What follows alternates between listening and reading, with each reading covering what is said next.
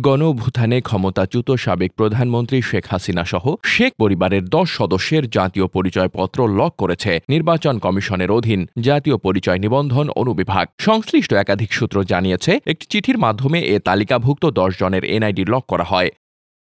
নথিপত্র অনুযায়ী গত ১৬ ফেব্রুয়ারি জাতীয় পরিচয় নিবন্ধন অনুবিভাগের মহাপরিচালক এএসএম হুমায়ুন কবিরের মৌখিক নির্দেশে এ সিদ্ধান্ত কার্যকর করা হয়। তবে নির্বাচন কমিশন সচিবালয়ের সরাসরি নির্দেশ ছিল কিনা তা নিশ্চিত হওয়া যায়নি। যাদের এনআইডি লক করা হয়েছে তারা হলেন শেখ হাসিনা, সজীব আহমেদ জয়, সাইমা ওয়াজেদ, শেখ রেহানা, টিউলিপ, রিজওয়ান সিদ্দিক, আজমিনা সিদ্দিক, শাহিন সিদ্দিক, বুশরা সিদ্দিক, রাদওয়ান মুজিব সিদ্দিক এবং তারেক আহমেদ সিদ্দিক।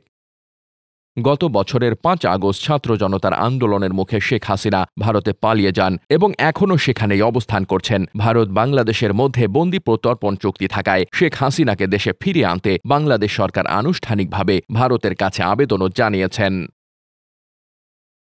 Desk report, বার্তাবাজার।